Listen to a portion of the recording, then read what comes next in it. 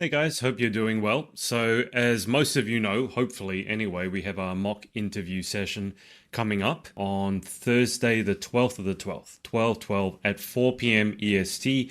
And when I say we, it's myself, Danielle Mullins, former Miss Earth USA, and Gracie Pfaff, who's our branding expert, also competed in Miss Earth USA, Miss Tennessee USA. If you want to apply for that, we're giving away a free spot valued at just under $1,000 US. Then just head to onlinepageantacademy.com. It's linked in my bios all over the place. If you can't find it, just send me a message.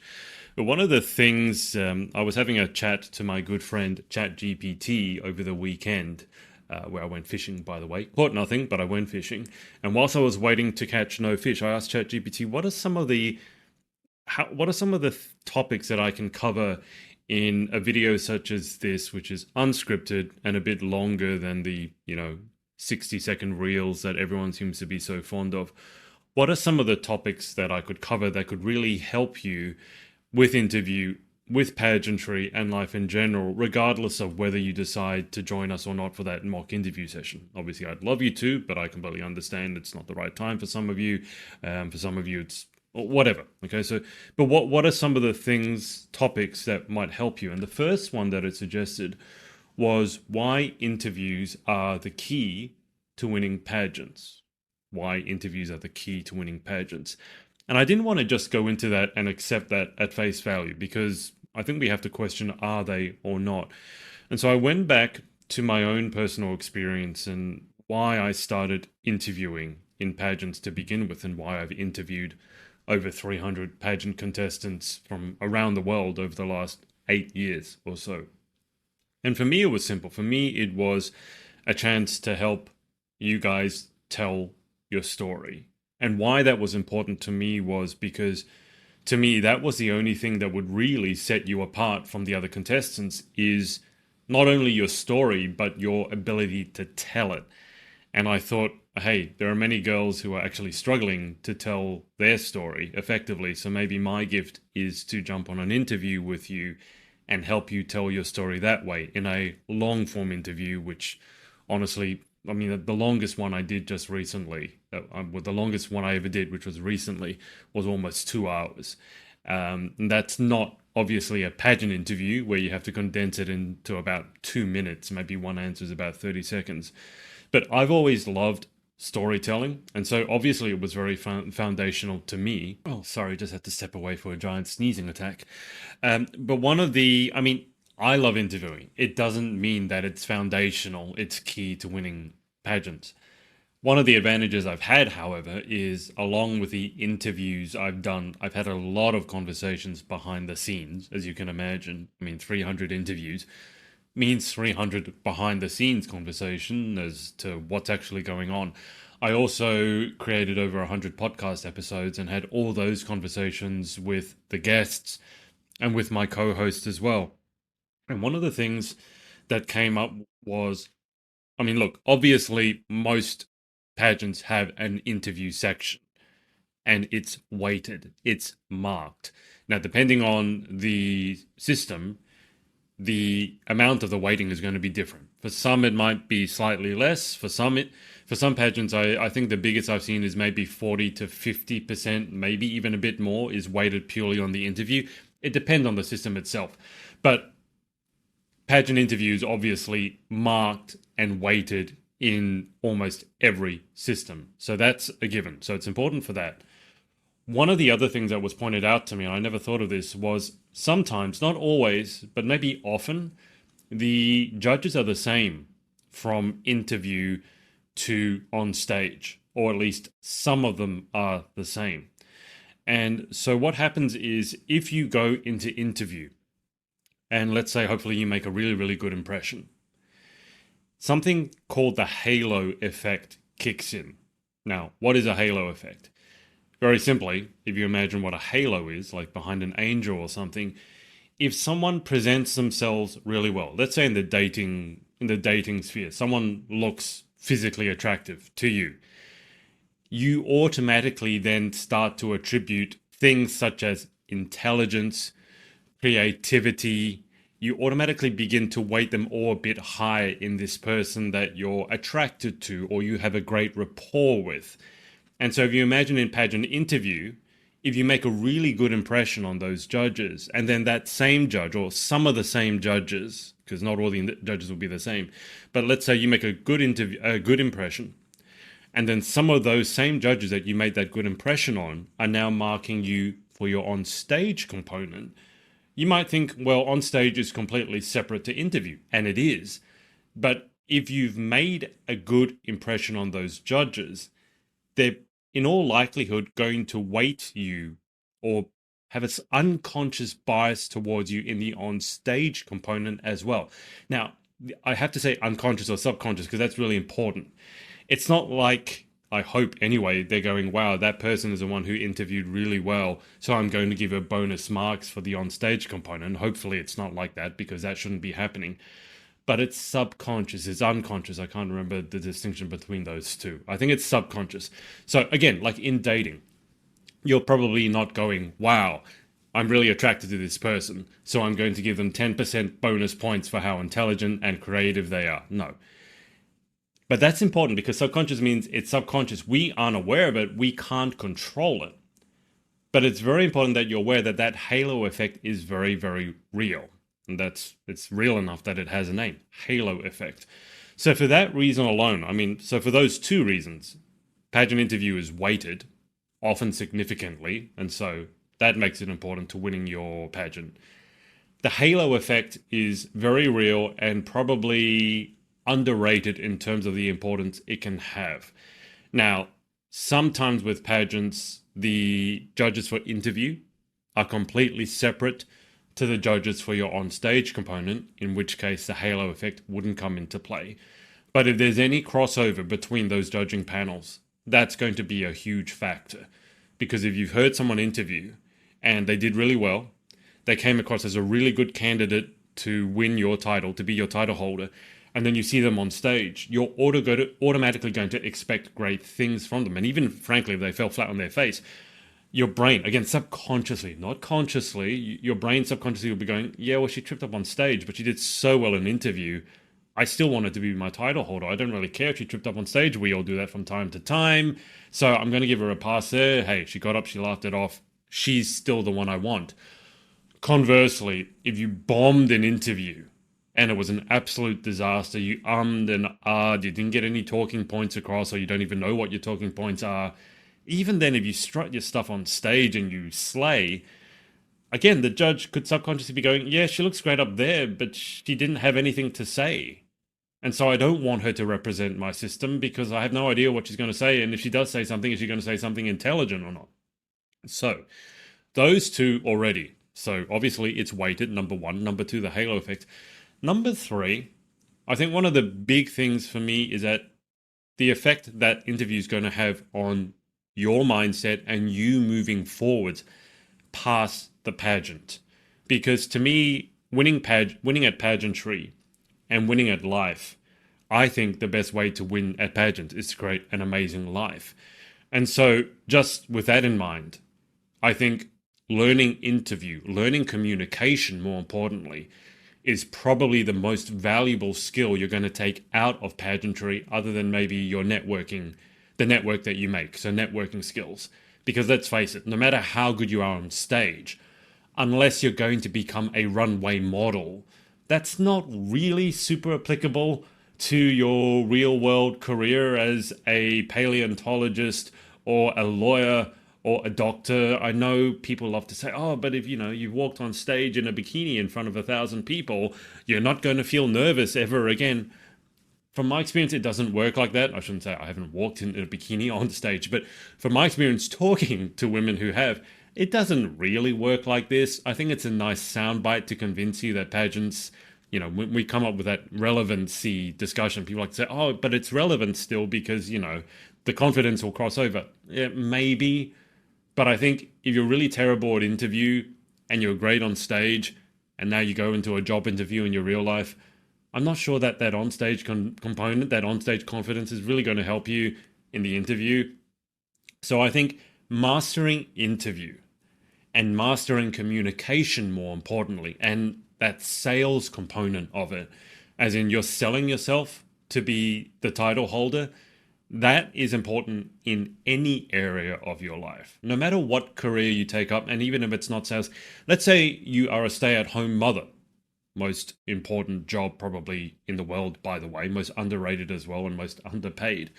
If you're going to influence your child, you need to be able to communicate and sell, right? Sell yourself as a parent. Sell the fact that when you're telling little Johnny, little Tim, or little Sarah, hey, you know what? I love you, but you got to do your homework before you get to play your games or run outside. You got to sell that idea to your child. And I got news for you. In this day and age, you got more competition in terms of how many people want to control the narrative that your children are getting. So for me, for that reason alone, I think regardless of whether you win the pageant or not, I think mastering interview is something that you're going to want to do if you want to succeed at life. And by the way, if you succeed at life, you've got an amazing, career, amazing relationship, amazing family, amazing friends, all that stuff.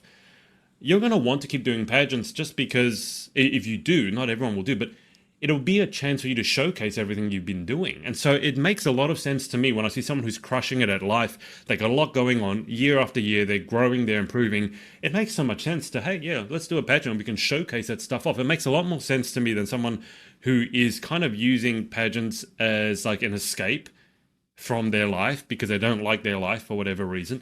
And they're just doing pageant after pageant after pageant, normally, to be honest, seeking validation. And if they don't win, they don't get their validation, they become depressed. If they do win, they get momentary validation, after which they realize actually no one really cares, and then they become depressed. You know what I mean? So learning interview is, the interview component probably translates the most to real world success, along with the network of people that you meet. All that being said, in the pageant itself, if you do well at interview, remember we talked about the halo effect. That's the subconscious effect on the judges. But guess what?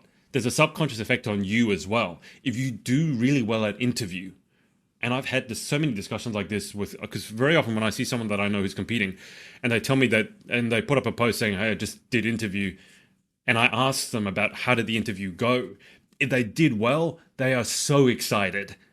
And you'll know this if you've done this. And if they did badly, they are so crushed, right? Like really, really crushed in a way that to me seems more powerful than even on the on stage. If they go on stage and they're unhappy, maybe they didn't nail a turn, maybe they had a bit of a stumble, they'll be upset, obviously. They're not going to be happy. But it almost seems that interview to all of you is more impactful. Like if you do well, super excited. Yes, I nailed it. If you did really badly, oh crap, I can't believe I bombed. I practiced all this and I failed. Like I practiced for a year and I bombed. So there's going to be a subconscious effect on you for the rest of the competition, isn't there? You're going to be really struggling, I think, to perform at your best in the on-stage component, which, let's face it, could be weighted more than the interview. But you're going to really struggle to give it your best when you're thinking, oh, God, I bombed that interview. I messed up my chance to win. Now I'm just going to go through the motions on stage because they're never going to pick me as a winner because I bombed in the interview. Or conversely, yes, I absolutely nailed the interview. They know that I'm the best title holder. I got a really good rapport with the judges. They want me. I can feel it. They want me to be their title holder. Now let's just finish it off on stage. Let's bring it home. And so halo effect is subconscious effect on the judges, but it's going to have a huge subconscious effect on you for the rest of the competition. Now, obviously there are ways around that. Just because you bombed in one section doesn't mean you should carry that on to the rest of the competition. And vice versa, just because you did well in interview doesn't mean you should allow that to distract from your on-stage performance. But that being said, there's for most people, if you do really well in interview, it's going to make you feel great about the rest of the competition, which by and large will mean that you're going to do better. And vice versa, if you did really badly in interview, it's going to be really hard to shake it off. Not saying it's impossible, because it's not, and I work as a mindset coach, and so I can teach you ways to get out of a slump. That's almost one of the biggest things I do when you're doubting yourself or you're depressed or something like that. But all things being equal, if you do well at interview, you're probably going to be doing better for the rest of the competition. And for the newbies amongst us, interview tends to happen before the on stage. That's why it's so important to nail the interview, because everything else tends to come afterwards. I mean, if you're marked on appearances and paperwork and things like that, that may even be before the pageant. But generally, the interview is going to be occurring around about the same time or at the same time as rehearsals. And on stage is almost always the last component. Because if you think about it, you do the on stage and then they announce the winner. You don't do the on stage and then the next day they come back for interview and then they come back and announce the winner. So almost always it's the interview happening before on stage, which means interview has a huge chance to affect your on stage performance, whether you did well or not.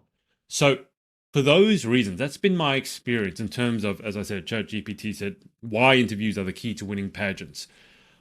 I don't know that it is on paper all the time, because by on paper, I mean, is it over 50%, for example? Yes, 25% is a major chunk, but if 25% is interview and 75% is on stage, I mean, you still got to nail the on stage. But I think when you think what's going on behind the scenes, particularly subconsciously on the judges and on yourself, but then also if you buy into my argument that winning at life is the best way to win at pageants, that is the whole game in a nutshell. Because I really believe that the most transferable skill from pageant success to real world success is going to be interview. Because it means communication, it means you have incredible sales ability. And remember, sales doesn't just mean you're in a sales job. It could be in your relationship, it could be in your relationship to your children, it could be in your friendship, it could be, well, it will be in every area of your life. Your ability to communicate and influence people is massive. It's a massive determinant in how successful and happy you're going to be in the rest of your life. And that is interview. It is not how well you strut yourself stuff on stage. I'm sorry. I disagree with that. I used to go along with it. It's like, yeah, you got confidence on stage, so that will translate. No. I mean, we can have a debate about this, right? But if you have a phobia, let's say of doing a skydive, or you got a phobia of spiders, I don't really care how confident you are on stage in a bikini, you're still going to have that phobia. So that is why I believe winning at interview is very important to winning at pageantry. On paper, it may not be worth the most, but I think when you think of the effect it has on your mindset, the judge's mindset, and your success and happiness for the rest of your life, then yeah, I will give ChatGPT, let's say, a pass on this one for saying it at least was a good topic to cover. So, all that being said, if you need a chance to practice interview, because practice doesn't make perfect, perfect practice makes perfect. And if you just need a chance to get real judges' feedback, then that mock interview panel session we're doing with 3 of us judges, and you'll go through real competition pressure in terms of we ask you a question and you've got to give an answer. I think that's going to be absolutely invaluable. That's why it's the first thing that we're doing. You can apply again, onlinepageantacademy.com. We're closing off applications on Friday, the 6th of December at 5 p.m. Eastern Standard Time. And one of those people is going to be lucky enough to win the whole thing for free. And that's not just the interview, by the way. We're giving you the recording that's going to be invaluable for you moving forwards. Also an AI pageant coach, a pageant interview coach, a coach that's going to be able to train you, give you questions and give you feedback. I was working on that on the weekend. Actually, I made a bit of a breakthrough with that, which blew my mind. But anyway, and also a session from me, a video recording session from me on how to nail interview using the state, story, and strategy framework, which is something that comes from my work as a life coach with Tony Robbins. So, look, I strongly encourage you to obviously participate with that. But the thing is, you need a chance to practice. I see so many girls trying to practice interview by answering questions in their head or by answering questions into a mirror. And to me, as a tennis player, that's like you trying to win Wimbledon by thinking about tennis. It doesn't work. The best way to win at interview is to do interview. But the problem is it needs to be as realistic as possible. And if you're practicing in your head, you're practicing in the mirror, there's no competitive pressure. You're probably reading the questions so you know the questions beforehand. It takes out probably the biggest hurdle, I will say, because when you apply, you'll see a section that asks you what your biggest hurdle is, what your biggest obstacle is. The one that is equal first is, what should I do with difficult, and unexpected questions. I can't remember what the other equal first is, but it's basically handling the difficult or unexpected question is the thing that seems to be tripping you guys up the most. And I will say, guess what? When you practice into the mirror or practice in your head, you take away that hurdle because you've got the questions written out beforehand, or maybe you got a list of 100 questions, whatever, but you've got the questions. And so you don't have that hurdle. And you might think that's great. To me, no, that's terrible. Because if that's your biggest hurdle, I'd best practice overcoming that hurdle, not running away from it, right? And so the reason that I'm so excited to do this, or why we came up with it, myself, Danielle, and Gracie, was I think the thing that a lot of you are missing out on, frankly, is a chance to practice this for real. You know, you can get a runway or a gym, or you've got a long hallway at home, and you can practice your walk day in, day out. And a lot of you do that. You absolutely should do that. That's great. But then when it comes to interview, and I spent the last 20 minutes discussing how important an interview is, but I see so few people who know how to practice interview. I mean, like, forget any of the feedback that you get from us three coaches. Just think about that for a second. How often have you practiced interview under realistic conditions? And if the answer is, well, the only time I actually really get to do interview under realistic conditions is at my actual interview at the pageant. And then, so what you're telling me is you get to practice this thing, which we already discussed is super important, and you get to practice it once a year or once a pageant. And I'm going, well, unless you happen to be, lucky enough to ace interview just because that you're born that way, it's no wonder to me that you're struggling and you're not getting the improvement that you could make because you're not getting a chance to do realistic practice. And so for that alone, whether you contract with us or not, as I said, Online Pageant Academy, Friday the 6th of December is that cutoff. Get your applications in. Just because you apply doesn't mean that, you have to pay. The application process is free. If we choose you, then yes, you have to pay $97. I should have said that, sorry. $97 US, but the value is close to $1,000. Whether you do that with us or not, you're going to want to find a way to do realistic practice. So someone giving you a question, someone staring at you whilst you give the answer, and then sure, giving you the feedback straight away is maybe not realistic, but the reason we do it that way is because we give you the feedback straight away, then maybe you can do the question again and give a better answer. We give you the feedback straight away, then you can do a better one. You can iterate, improve. That's how you improve in anything. There's no point in me when I was doing tennis, and I taught myself tennis, by the way. Not the easiest thing to do, which is why I know my stuff when it comes to how to improve at something.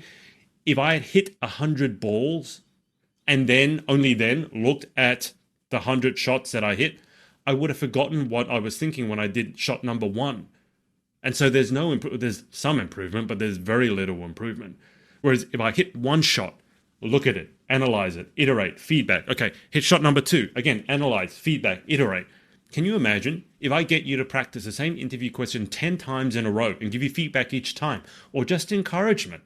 How much are you going to improve in those 10 times?